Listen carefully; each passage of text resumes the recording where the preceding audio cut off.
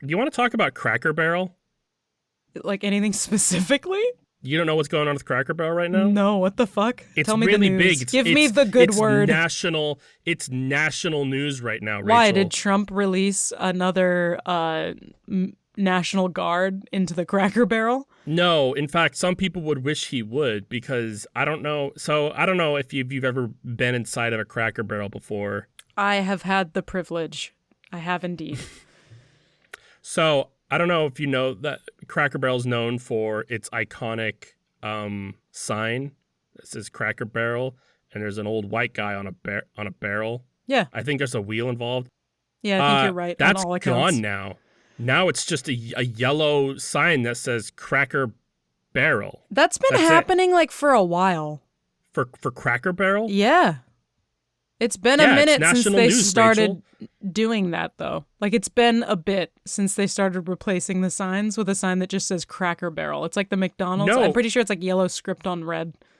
Rachel, you don't understand. This is sensational news that's happening as we speak. This is big, and it's on every news channel. You go turn on the TV right now on any channel, like HGTV, and tell me that Cracker Barrel's not being discussed on it. Why is HGTV like the most accurate go-to that you could have gone to? Like, it's so perfect. I don't know what you want me to say here.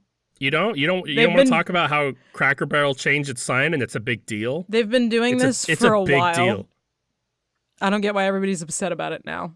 Because everybody's talking about it, Rachel. It's sensational. It's woke. The sign has gone woke, I'm told. This is like if everybody started talking about my 12th birthday today, like, sure, something interesting could have happened, but it was also a while ago. Oh, shit. What? So, I don't know how long ago it started happening. You're right. Fact checker says, what else is happening that this is distracting from? And you're right. I figured we'd get there eventually. Every day we get something. We get like Trump saying, it's illegal to burn the flag now, or like other bullshit. And it's all fucking trying to deflect the fact that he's in the Epstein files and he's a pedophile. Like, is this also trying to hide the Epstein files? Probably. This is probably coming up like. I'm sure that you're right that the Cracker Barrel logo has been changing for a while now. I don't actually have the full information on it. I've just driven by so many Cracker Barrels in the last several years that I was like, oh, the sign's different. But that was like 4 years ago. Maybe not that long, but it feels like that. But I'm sure that somebody higher up, like in the White House, is like, oh, everybody look at the Cracker Barrel logo, and bots on Twitter were like basically disseminating information to like drum up fucking PR on this. Oh my God, Cracker Barrel. The Cracker Barrel panic of 2025.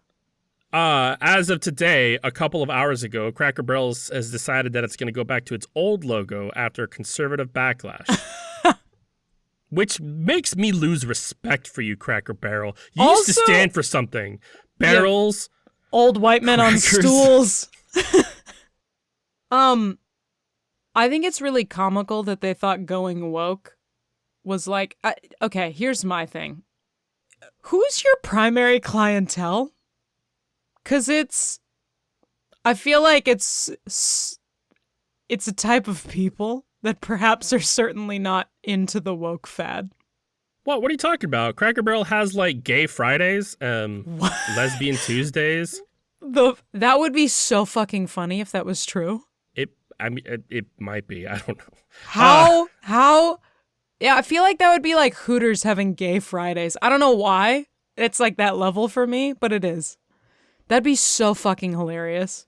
Hey, Cracker Barrel, can we suggest a new marketing campaign? Gay Fridays. Hey, Cracker Barrel, I've got a really cool one that I think that will jive with a lot of the kids. How about you help release the Epstein files? Ugh, I read something that was like, what if Anonymous just released the Epstein files? And I was like, do they still do stuff? They absolutely do. They fucking it's worth should. Noting it'd be great. That Anonymous does not have like a formal organization at all. It is nothing but thousands of little tiny splinter cells all working in tandem, doing their own little thing. So it's beautiful. Anytime you see Anonymous has come out, and it's just like, well, which one, man? There's That's the point. It's anonymous, Gamage. that's a good point. But it must suck if like Anonymous released the fucking Epstein files, and then it's just like, but another person in Anonymous and another faction of Anonymous found a way to eradicate all non-white people. Then it's just like Anonymous are racist, and it's just like, well, wait, no, we just did something else. Like, wait, hold on. Where's the? We gotta keep track.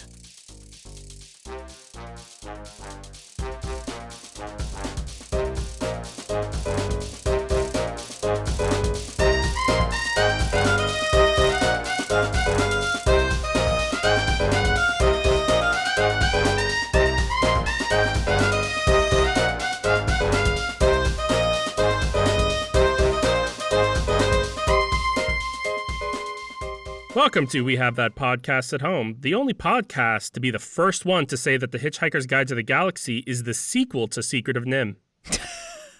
You gonna introduce yourself? That's Gamage. You know who I am.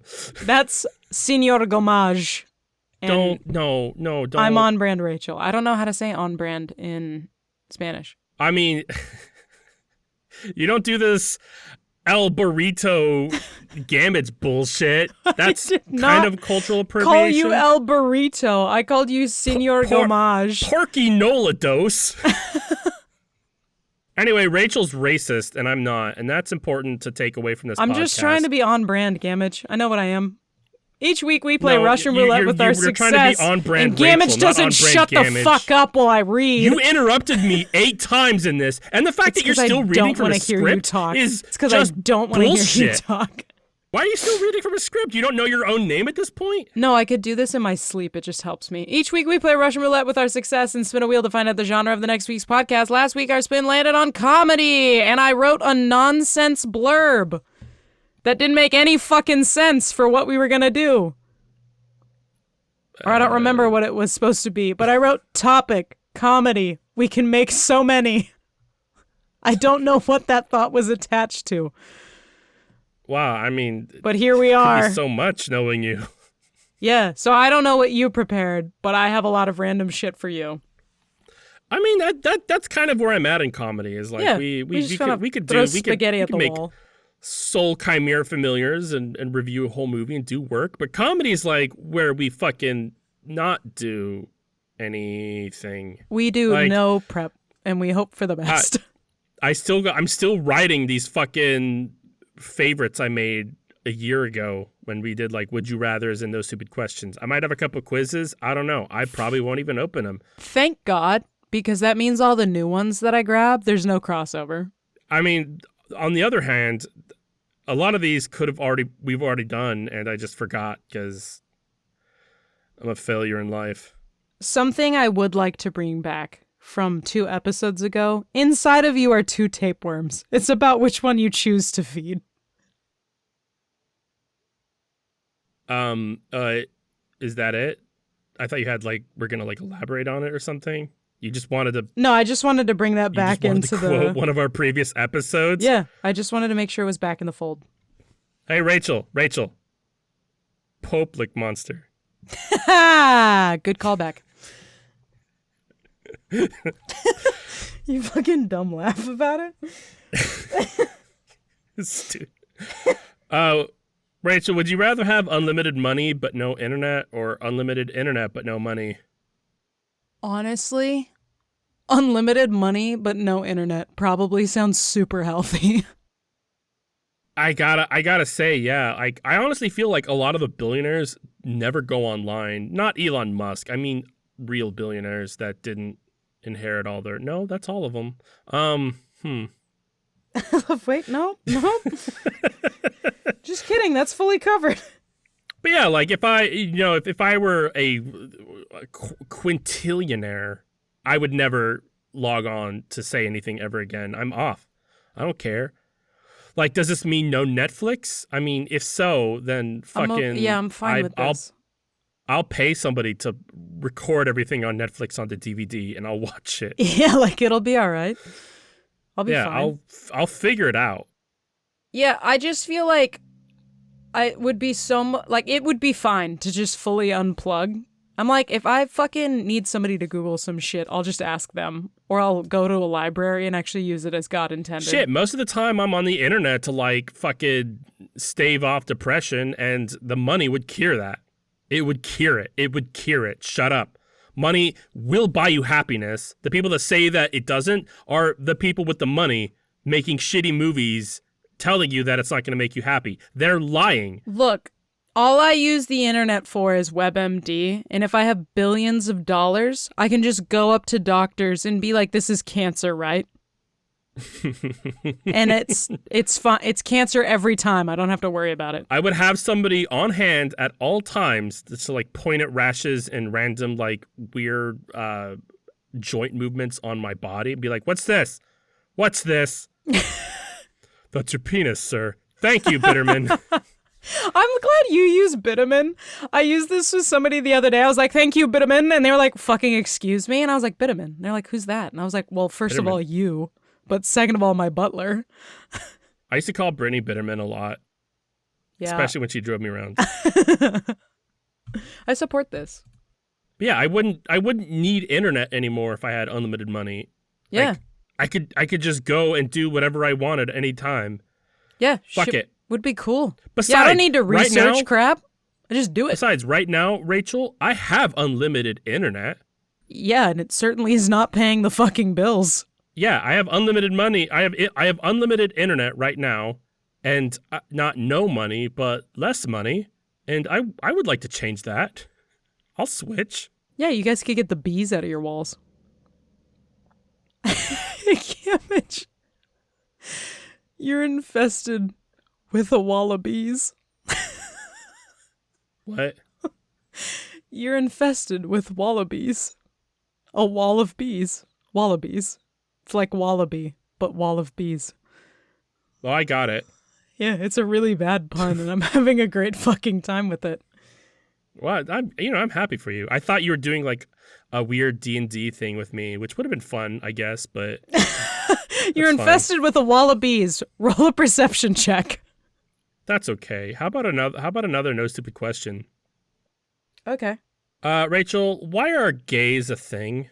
I personally think that gays exist because the earth and nature tries to check itself sometimes. And I think between gay people and mosquitoes, they're like, this is how we'll keep you from procreating and taking over the planet. I used to have that opinion too, but I don't know if you read a book recently, but our birthing rates are declining, Rachel. So there's more gays than ever and less birthing rates. Exactly. It's all correlated, Gamage. Or causated, whichever one makes sense. Corrugated. It's corrugated. It's all corrugated wood. It's fine. No, I used to say that all the time, and I thought I was like so like forward thinking. But now apparently a random lesbian will tell it to me on the internet, and that's fine too, I guess. You're like, that's all right, I suppose. I used to be a pioneer in philosophy.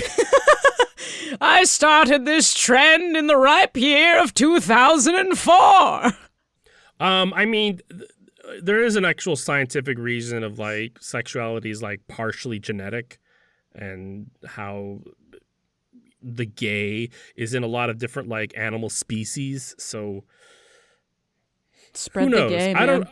I don't actually think it is like a biological evolutionary like, whoa, hold on there, son, kind of thing. I don't think that anymore. Now I just think that everybody's kind of gay and we're all hung up on stupid stuff. Everybody's just a little bit sexy, and that's the problem these days.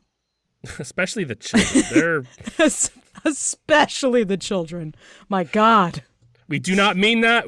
Yeah, that's a fucking joke, guys. If we're how many fucking episodes in and you think we're not absolutely making a horrific joke, God damn, it's like you don't even know us anymore. We're breaking up. Maybe you never knew us to begin with. I can't do this anymore. I don't actually know my co-host barely. because she'll say something and then I'm like, clearly that's not. It's who more I picked, like right? every week you find out that I don't know you at all, which results in a similar feeling, but for different reasons. Hey, Gamage. Yeah. Is it normal for people to set up a lemonade stand on someone else's lawn? No, it's not. No.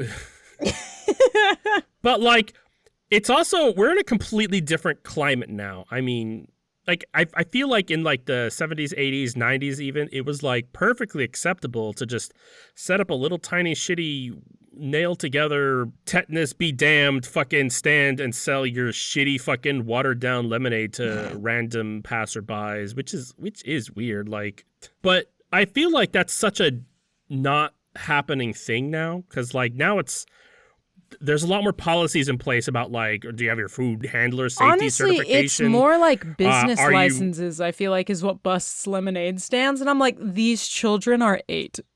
No, I don't think they have a business license. I was getting there, but you interrupted me, because you got to get your food handler safety certification first, Rachel. I mean, but I'm saying I don't think they give a shit about that. I think they just try to bust them on business license. I think that would be like step 2. Yeah. I'm saying that like they're shitty people. Is Absolutely kind of where I'm getting. Is that there's a local, like we used to have like this fucking amazing burger place when I was a kid growing up here, and it got shut down because there's this local fucking shitty dude who would go into places and like look for reasons to sue, and it's usually like a handicap fact checker is about to just bombard me with fucking information. But it's making sure that everything has like handicap accessibility, like their bars are here and all that. But he hired handicap people to like kick up a fuss, and then he would sue them into the ground. That's like most of the times, I'm not a lawyer, but most of the times, as far as I know, it's a matter of like, oh, well, something comes to the attention of the owner, and then the owner has like a grace period to change it. And that usually happens. But like they were able to like fucking push it through and get these places closed down. Multiple places too. Like there was I don't want to name any restaurants, but he was also Brittany's neighbor. What the fuck? He beat his wife and yelled at her a lot too. But fucking wait, he's a lawyer. Hold on. She didn't say beat his wife. He has to prove it. We didn't say his name. We didn't say the businesses. He would have to infer. He would have to look. Going to court over slander is a fucking long process. This podcast is ADA compliant. But my favorite thing about this guy is that everybody fucking wised up to it and basically ran him out of town. This is such like, a wild thing to be like become a bad guy over. You know what I mean? Because like the concept of like pushing businesses to be ADA compliant is generally like a good thing, but to do it in such a dickish way that the whole fucking community is like, get the fuck out, is crazy. Well, because he's not helping. He's like, it's not, I'm making sure that you guys are ADA compliant. He's fucking running these businesses into the ground. They don't exist anymore. Yeah. That building is still an empty lot. He's hurting the community more than he's helping it. Yeah, it's just that I understand that. I just mean it is wild to fuck up something that should be such like a, I guess like a virtue signaling activity, and you do such a jag-off job of it that people are like, fuck you. I mean, Rachel, he's not doing it for people. He's doing it for money. He's a no, I 100% slime ball know. lawyer. Yeah. Like I get that, like, you know, we like to hate on lawyers and joke about lawyers being the scum of the earth, but there is some fucking truth to it every now and then, you know? Like there are definitely people out there who are doing this shit, and that sucks. Yeah. Blows. Use your powers for good, man. So fuck this invisible guy who I'm not going to name or give any information on. Yeah, Jeff Harper, you know who take you me are. to court now, bitch.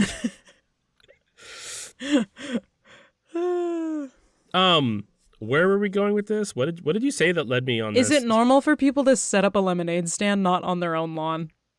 Specifically on someone else's lawn. Yeah, the answer is no, because this guy would have come after you for not having being ADA compliant. There's no handicap parking. There's no ramp up to your service window. So it's probably better just to not have a local business at all. Yeah, just quit. Fuck it. Burn it to the ground. Insurance money. Do you have a dream? Fuck it. No dream. No dream. Just take so much NyQuil that you don't actually have dreams at night, and then you don't have to worry about them failing because you don't have any. Placate yourself and then go work at Walmart for minimum wage so that they have to put you on food stamps. By the way, Walmart has a higher percentage of people working on government aid than any other corporation in the world. Isn't that funny? Oh my God, not to circle us back into being political, but did you know that we spent a bunch of money painting the Mexico side of the border wall black? What? Why? So that it was too hot to climb. How much money do you think we spent on that? Millions. We could have fixed every pothole in America with what the fuck ever we're doing right now. But I'm surprised that we don't have like a fucking weird Wile E. Coyote Roadrunner cartoon about what we're doing to fight people jumping the wall at the south border. Like, because it seems like there's wacky hijinks and there's always like a Roadrunner response to like bypass it, and then like we got to think even more creative now. Yeah, no, 100%. Where like Wile E. Coyote and Roadrunner's just like standing there. It's just this constant like I'm just here. They don't even want in the country. That's not entirely true. Hey Rachel, how do I apologize for lightly cyberbullying a shitty person? I guess this depends on a couple different parameters. Like, what is lightly cyberbullying and how shitty is the person? Because you may not need to apologize at all. Oh, good. Thank you. That's a big weight off of my shoulders. Were you the one that messaged me? Because that's fair, honestly. What you sent, reasonable. I think I bully Rachel more than most people realize. Like it seems like we're having fun. Abusive. It's not fun. It does seem like we're joking and having a lot of fun, but I say really hurtful things to Rachel, and she has not come around to this isn't joking, and that's troubling sometimes. I have. It says more about Rachel than it does about me. I circled back into denial because I was like, this is the only way for me to survive. Is this weird parasitic relationship? Well, to be in denial about it, yes. I just stay for Brittany. That's really all it is. But anyway, this question is totally not about us and our healthy friendship. It's how to apologize for lightly cyberbullying a shitty person. And you're right, it does depend on the context, because sometimes all it is just like, hey man, sorry I sucked. I did a lot of growing. That's usually more than is needed. Yeah, well, and if it's... Like, if you're a bully in high school and, like, you're, like, see the person, like, oh, hey, man. Hey, we used to hang... Like, well, I used to say awful things about you, and I do apologize. I do declare that I apologize for saying these terrible things. The thing is, I'm just a simple childhood bully. If they're a shitty person and you just message them and you were like, you're a fucking asshole, like, I don't necessarily think that's, like, I don't, you could apologize and be like, I shouldn't use that language, but, like, what you did isn't okay if you want to be the biggest person in the room about it, but, like, I don't feel like that's that out of line, so it really depends on the parameters of what's going on. Yeah, I'm rereading this title. It's apologize for lightly cyberbullying a shitty person. I feel okay. Bullies gotta be bullied. That's how it works. That's how the food chain aligns itself. Like you can't just stand up to the bully, because that's not gonna work, and you can't just ignore the bully till the bully gets onto something else. That's not gonna happen either.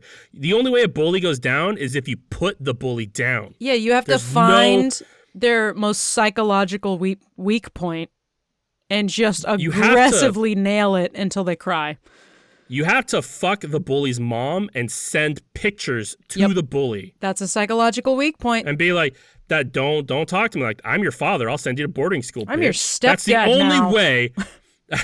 There's no other way to deal with a bully. Yeah, you have to fuck their mom. I'm going to stick up to you. Well, they're just going to hit like they've got friends. They're just gonna hit you. Then they're gonna fucking ramp it up because now they've got the green flag. Oh, okay. So what we're doing is right, and we just need to get harder. This is just, and it's not new. This is how it's always been.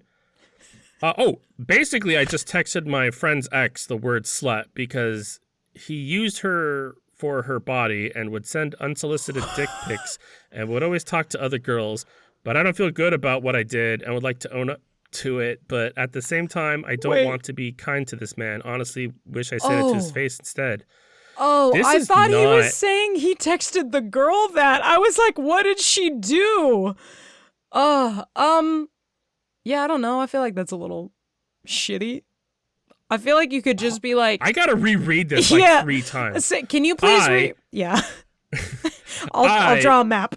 Gotta get a chart out. Yeah. Just texted my friend's ex the word slut. Yes. Because he used her... Yes. The friend or the because he used her for that her implies body. That ex-best friend is the he, or the friend is the he, and the ex is the her. He used her. Continue. I'm still, because I mean, like, the only way this makes sense is if the ex is a man and he said slut, which is funny, calling a man a slut. I love that. But I just texted my friend's ex the word slut because he used her for her body and would send unsolicited dick pics and would always talk to other girls, but I don't feel good about... Okay, so I'm guessing the boyfriend is not the friend. It's the girl is the friend, and he was upset on her behalf. So he messaged the ex-boyfriend and was like, slut. Love the equality shaming. Basically, I want to apologize for the cyberbullying part, not the calling him a slut part. Okay, so she did call him a slut. I was about to say, okay, that makes way more sense. Wait, what's cyberbullying? Just the calling of the slut? You're like, I don't want to apologize for calling you slut. I just want to apologize that I sent it? I don't understand. Look, that is not cyberbullying, by the way. No. Cyberbullying is where you figure out where they go on, like you figure out their Reddit username or their Twitter, and then you make a fake name to like fucking troll weird shitty comments, and then say KYS all a bunch. Well, that's cyberbullying. Cyberbullying, I mean, you're getting like deep into nitty gritty. Cyberbullying's like if you just continued to message this person and be like, slut, slut, slut, slut, slut, slut, slut, slut, slut. One aggro text message one time, I wouldn't call cyberbullying. That's maybe like poor discretion.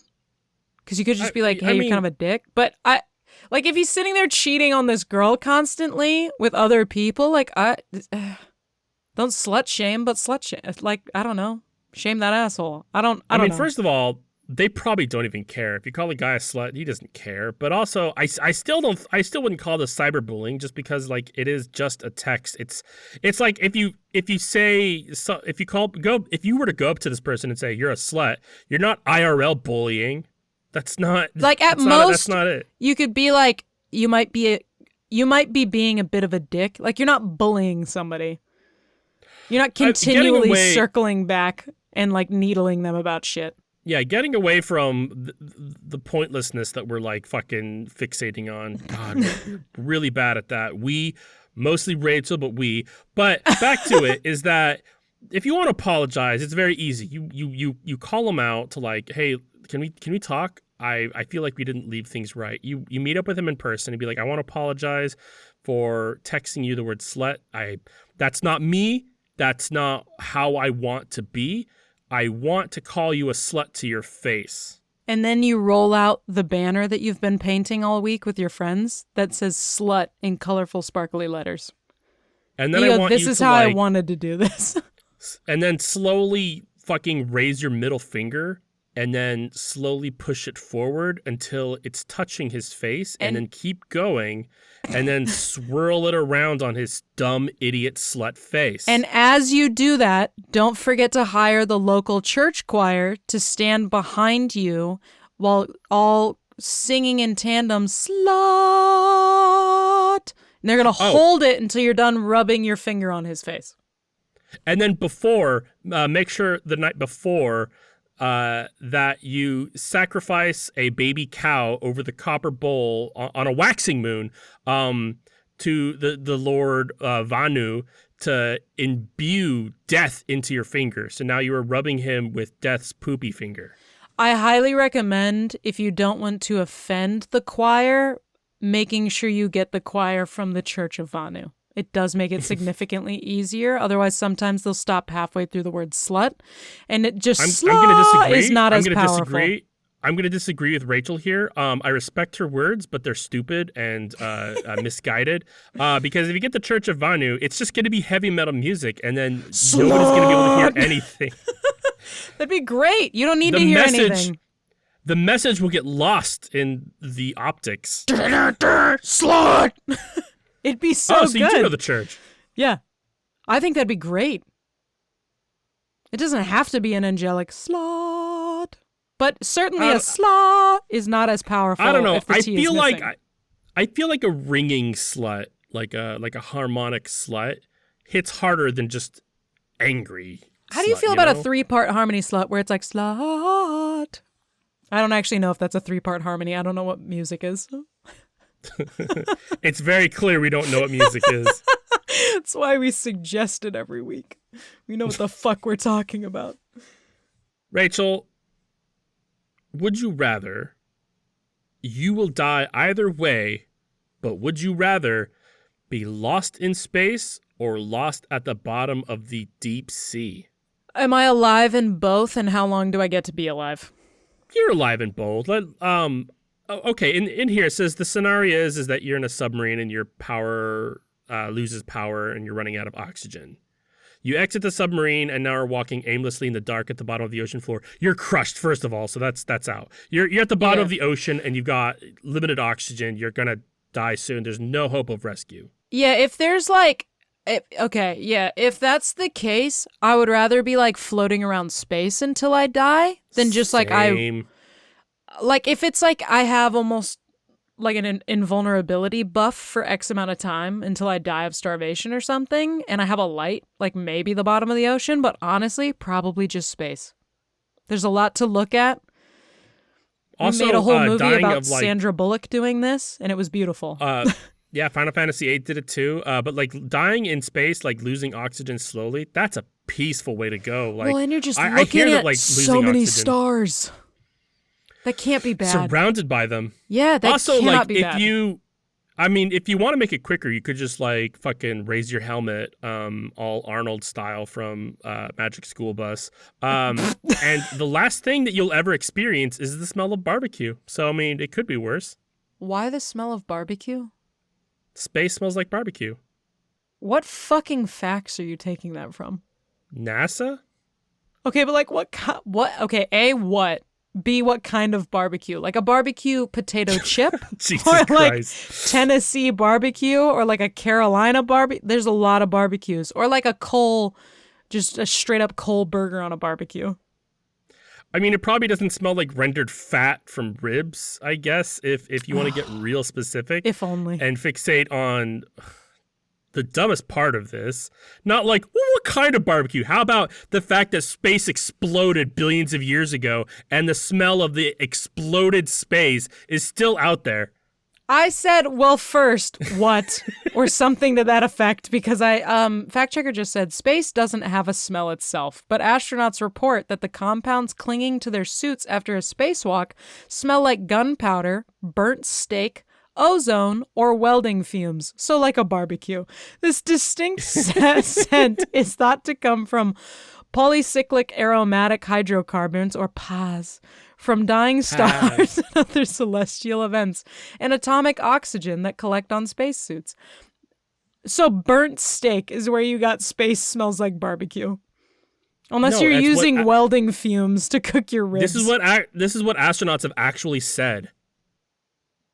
Show me the facts, bro, because fact checker just said fuck you. You've probably heard that space has a smell, maybe like burnt steak or some type of barbecue. That's true. The Gamage Rabbit list is a weird playlist that my algorithm generated, so I'm going down the list in no specific order. Number 34 is Rustin. That's Rustyn. It's spelled with a Y. There's not much on this artist. If you do a Google search, it just gives you a lot of white children named Rustin, which is a problem all on its own. But it's a whole issue. The electronica musician is good, despite not having a very tiny catalog. It's like 5-6 songs altogether. I'm going to recommend Soft and Sweet, Darkness, and Let You Know in that order. Sick. Also, That's my I just recommendation. bumped something. I've accidentally punched the table like twice, so you're going to hate me, and I'm going to go ahead and about punch it more. It's fine. Just get it all out. My artist recommendation for the week is going to be Vienna, which if you Google, or at least when I Google Vienna, people also ask, what is the Vienna band about?